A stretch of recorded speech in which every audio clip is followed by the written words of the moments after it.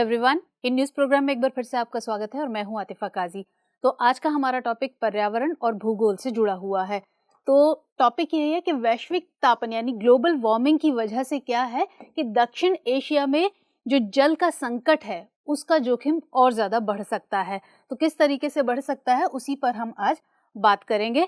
तो इससे जुड़े कुछ पहलुओं पर हम बात करेंगे, जैसे कि जो ये अध्ययन हुआ है, जिस शोध के बल पर में ये सारी बातें कही गई है उस पर बात करेंगे और इसी से जुड़ी एक आईपीसीसी की रिपोर्ट देखेंगे और इस पूरे क्षेत्र को समझेंगे कि इसमें किस किस जगह को लेकर ये बात की गई है, इसका प्रभाव देखेंगे और चुनौतियां देखेंगे कि इन सब को दूर करने के लिए जो इसके प्रभाव हैं कि क्या क्या चुनौतियां उसमें सामने आ रही हैं और उनको दूर करने के लिए आगे क्या कदम उठाए जा सकते हैं। और फिर रहेगा हमारा प्रश्न। तो चलिए अब हम बात करते हैं उस शोध अध्ययन की जिसमें ये सारी बातें कही गई हैं।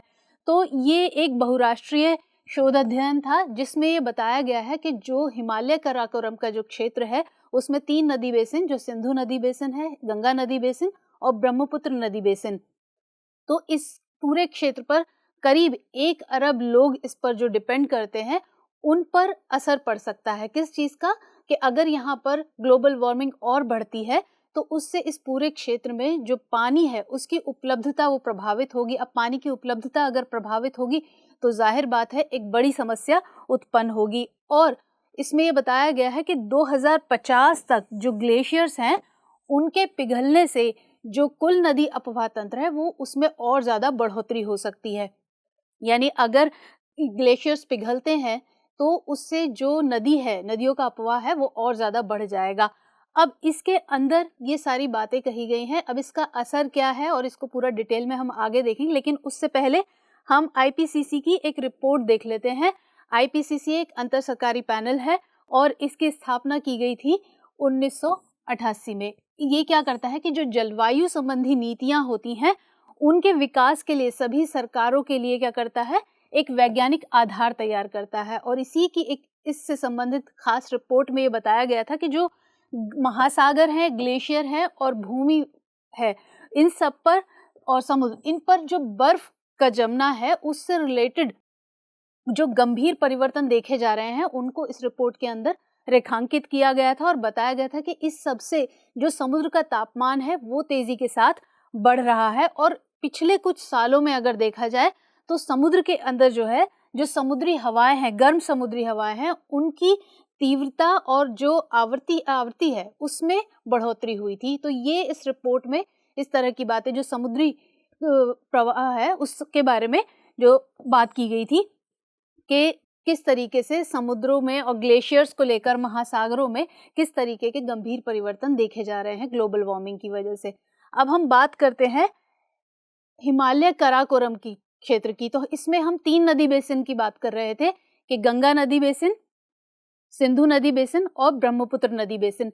तो इसमें कौन कौन से क्षेत्र प्रभावित होंगे अगर देखा जाए तो सबसे पहले कोई भी नदी बेसिन क्या होता है कि अब जैसे यहाँ पर है ये गंगा नदी बेसिन, तो ये मेन गंगा नदी है और यहाँ पर ये इसकी सहायक नदियाँ हैं, ये जो हल्की नीले रंग की दिखाई दे रही हैं ये इसकी सहायक नदियाँ हैं और ये इसका पूरा नदी बेसिन का क्षेत्र है।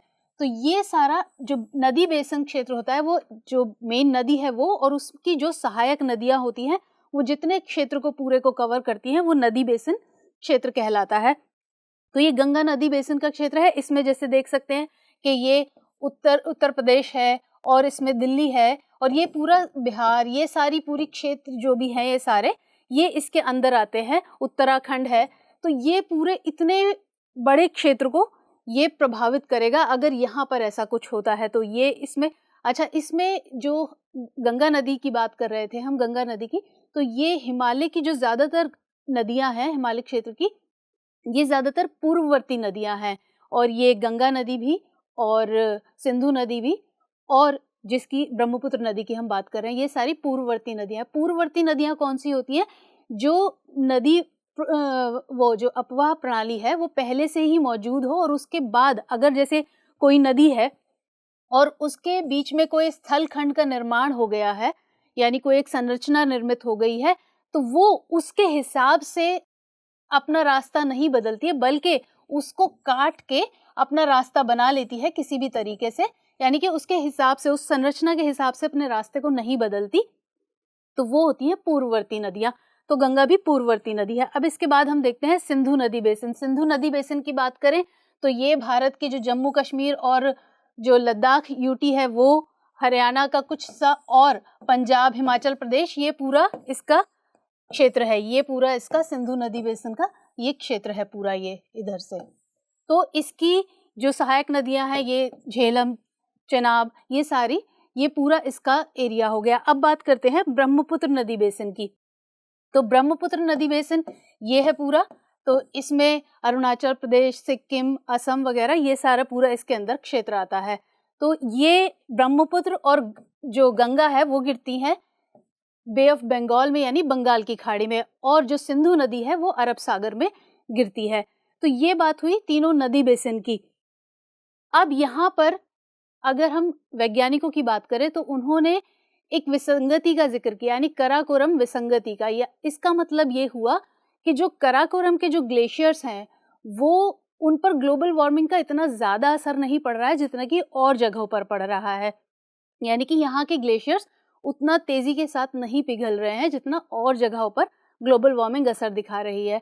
तो अब आप यहाँ ये सोच रहे होंगे कि अभी हम बात कर रहे थे कि ग्लोबल वार्मिंग के असर से जो पानी है उसकी उपलब्धता पर असर पड़ेगा, और अब यहाँ ये बात है कि जो कराकोरम के ग्लेशियर हैं वो कम तेज़ी के साथ पिघल रहे हैं। तो इसका क्या मतलब हुआ? इसका मतलब ये हुआ कि जो वैज्ञानिकों ने जो शोध किया है तो उसमें ये बताया है कि जो गंगा नदी है और ब्रह्मपुत्र नदी है, ये बेसिकली जो इनका अपवाह तंत्र है ये डिपेंड करता है मॉनसून रेनफॉल पर, जबकि सिंधु नदी का जो अपवाह तंत्र है वो डिपेंड करता है ग्लेशियर्स पर।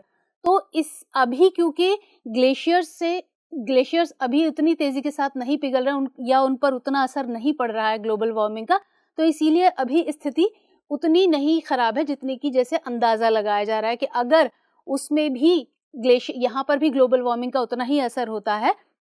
तो जैसे मैंने बताया कि अध्ययन में बताया गया है कि करीब 1 अरब लोग इससे प्रभावित हो सकते हैं, उनका जीविकोपार्जन इससे प्रभावित हो सकता है।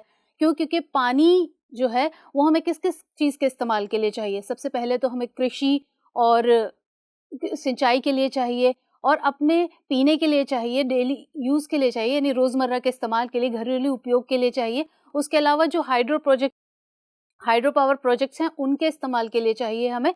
तो अगर इन सभी में नहीं मिलेगा तो जाहिर बात है जो जीविकोपार्जन है लोगों का वो प्रभावित होगा, अर्थव्यवस्था प्रभावित होगी। तो इसमें यही कहा गया कि अगर ये ग्लेशियर्स पिघलते हैं इसी स्पीड से, या जो ग्लोबल वार्मिंग है उसका असर उन पर ज़्यादा पड़ता है, तो इस तरीके की गंभीर समस्या उत्पन्न हो सकती है। अब ग्लोबल वार्मिंग का असर सब जगह पड़ रहा है, लेकिन यहाँ पर कम क्यों पड़ रहा है? तो वो इसलिए कम पड़ रहा है कि वैज्ञानिकों का ये मानना है कि जैसे यहाँ के जो ग्लेशियर्स हैं, कई बार क्या होता है कि जैसे मिट्टी वगैरह टूट कर तो जो डेब्रिस कहलाता है वो इनके ऊपर आच्छादित हो जाता है, जिससे जो सूर्य की रोशनी है वो पूरी तरीके से उस तक नहीं पहुंच पाती, और ग्लेशियर्स वो जमी हुई अवस्था में वहाँ पर रहते हैं।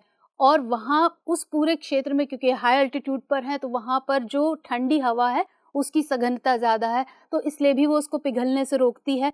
तो ऐसे कई कारण हैं जिसकी वजह से यहाँ पर ग्लोबल वार्मिंग का असर कम दिखाई दे रहा है। तो ये सारी बातें इसमें कही गई हैं। अब हम बात करते हैं इसके असर की, जैसे कि अभी हम बात कर रहे थे कि क्या-क्या असर किस तरीके से हो सकता है। तो सबसे पहला तो ये है कि जो ग्लोबल वार्मिंग बढ़ रही है उससे जो भी मौसम है उनके पैटर्न में बदलाव हो रहा है, यानी कि जैसे जो स्थानीय क्षेत्र और वैश्विक जलवायु है उसका पैटर्न बदल रहा है। पैटर्न किस तरीके से बदल रहा है कि जिस मौसम में बारिश होनी चाहिए उस मौसम में नहीं हो रही है, गर्मी जल्दी शुरू हो जाती है, सर्दी देर से आती है, तो मौसम जो है वो बदल रहा है अपने पैटर्न को। और इसी से अगर जो ये पूरा क्षेत्र बताया कि अगर इंडस नदी बेसिन जो है, इंडस रिवर बेसिन, अगर इस पर ये असर पड़ता है ग्लेशियर्स के पिघलने का, तो इससे क्या होगा, इस पूरे क्षेत्र की करीब 13% आबादी जो है वो प्रभावित होगी। अगर 2021 की जनसंख्या के हिसाब से बात करें तो करीब 13% जो आबादी है, वैश्विक आबादी का 13% हिस्सा इस पूरे क्षेत्र का वो प्रभावित होगा। और इस पूरे क्षेत्र में जाहिर बात है जब लोगों की जीविका प्रभावित होगी तो वहाँ पर लोगों के पास काम नहीं रहेगा और वो पूरा सारा क्षेत्र जो है लोगों के लिए मुसीबत बन जाएगी वहाँ पर, क्योंकि उससे जब अगर वहाँ पर पानी ज़्यादा बढ़ जाएगा, अगर ग्लेशियर्स पिघलते हैं, नदी अगर और वर्षा जो है वो बेमौसम होती है, ज़्यादा होती है, तो उससे नदियों का अपवाह तंत्र जो है वो बढ़ जाएगा, अपवाह बढ़ जाएगा बहुत ज़्यादा, तो बाढ़ आएगी, लैंडस्लाइड्स होंगी, तो यहाँ पे ये पूरा क्षेत्र प्रभावित होगा। और जैसे मैंने बताया, आजीविका और अर्थव्यवस्था पर प्रतिकूल प्रभाव पड़ेगा ही पड़ेगा, क्योंकि पानी की अगर उपलब्धता कम होगी या उसमें बहुत ज़्यादा कमी हो जाएगी तो वो हर क्षेत्र को पूरी तरह प्रभावित करेगी, अर्थव्यवस्था को भी प्रभावित करेगी और आजीविका को भी, लोगों के रोज़मर्रा के कामों को भी प्रभावित करेगी। तो इसके बाद अब इन सब को दूर करने में कुछ चुनौतियाँ भी हैं, तो वो चुनौतियों की अगर हम बात करें तो सबसे पहला जो पर्यावरणीय समझौते हैं, जैसे हम पेरिस एग्रीमेंट की ही बात करें तो इस तरीके के जो समझौते हैं उनको जो भी उसमें जो भी लक्ष्य निर्धारित किए गए हैं तो उनकी कहीं ना कहीं अनदेखी हो रही है और उनको पूरा करने में जो समय लग रहा है, तो क्योंकि जितने भी देश हैं, ज़्यादातर देश विकसित देश हैं या विकासशील देश हैं, कहीं ना कहीं जो कार्बन एमिशन है, कार्बन उत्सर्जन है वो कर रहे हैं, तो उसकी तरफ ना ध्यान देना पूरी तरीके से जो भी पर्यावरणीय समझौते हैं उनकी अनदेखी को ही जाहिर करता है। और इसीलिए जो अब जो जितने भी देश हैं सभी, चाहे वो विकसित देश हो, चाहे विकासशील देश हो, चाहे बड़े देश हो, चाहे छोटे देश हो, उनके जो एक साथ मिलकर प्रयास करने का जो भी अभाव है वो यहाँ नजर आता है, क्योंकि ये सोचने की जरूरत नहीं है कि छोटा देश है, बड़ा देश है, विकसित देश है, विकासशील देश है। इस वक्त जो जिस तरीके से ग्लोबल वार्मिंग बढ़ती जा रही है तो उसे देखते हुए ये ज़रूरी है कि सभी मिलकर समुचित प्रयास करें, सभी एक साथ मिलकर प्रयास करें, कार्बन एमिशन को कम करें और जितने भी जो इस तरीके के पर्यावरण समझौते हैं उनको लागू करने, उनके सही कार्यान्वयन में अपना जो है समुचित योगदान इसमें दें। अब इसमें किया क्या जा सकता है, और अभी जैसे हम इसकी जो आज की हम रिपोर्ट की बात कर रहे हैं, जो अध्ययन की बात कर रहे हैं, उसे देखते हुए क्या कदम उठाए जा सकते हैं। सबसे पहला तो ये जो वैज्ञानिक हैं उनका ये कहना है कि इससे संबंधित जितने भी स्टडीज़ हैं उनमें गैप ना आए, यानी कि ज़्यादा से ज़्यादा स्टडीज़ इस मामले में की जाएँ, क्योंकि अगर स्टडीज़ की जाएंगी तभी जो आंकड़े हैं वो सामने आएंगे और इस तरह की स्थितियों का कि किस तरीके की से स्थितियाँ बदल रही हैं उनका सही तरीके से पता लग सकेगा। और इसके अलावा जो हाई एल्टीट्यूड पर अवलोकन नेटवर्क का विस्तार करना, यानी कि किस तरीके उस पर मॉनिटरिंग की जाए, उसका सही तरीके से अवलोकन किया जाए, जिससे कि वहाँ की स्थितियों का सही तरीके से पता चल सके और तापमान और जो वर्षा है उसके सही पैटर्न की, उसके सही समय की, इस तरीके से उस पर भी निगरानी रखी जाए, उसकी निगरानी की जाए इस तरीके के। और इसी के लिए जो मौसम स्टेशन है उनकी स्थापना की जाए, जिनके ज़रिए इन सब का पता लगाया जा सके, इन सबको मॉनिटर किया जा सके। और जो ग्लेशियर्स हैं उनका जो एरिया है, उसका वॉल्यूम है, कितना है, कब किस हिसाब से है, तो उसको भी मॉनिटर किया जाए यहाँ पर। और जो बर्फ़ है यहाँ पर, जो ध्रुवीय बर्फ़ है, इसका हवाई सर्वेक्षण किया जाना चाहिए, यानी हर तरीके से इस पूरे क्षेत्र को मॉनिटर किया जाए समय समय पर। और इसी से रिलेटेड जो भी शोध वगैरह है वो टाइम टू टाइम करते रहने चाहिए, उनमें गैप नहीं आए ज़्यादा, ताकि उससे क्योंकि जब शोध होंगे और इस तरह की मॉनिटरिंग होगी तभी आगे की जो कार्य योजना है वो तैयार की जा सकेगी, सही आंकड़े पता चल पाएंगे समय समय पर, जल्दी जल्दी। तो ये सब कार्य करने की यहाँ पर ज़रूरत है। चलिए अब प्रश्न नोट करते हैं। ग्लोबल वार्मिंग का भारतीय हिमालयी नदियों के प्रवाह पर विशेष प्रभाव पड़ रहा है। ऐसी संभावनाओं के कारण पर्वत क्षेत्रीय और मैदानी जनसंख्या के जीवन पर क्या प्रभाव पड़ सकते हैं, समझाइए।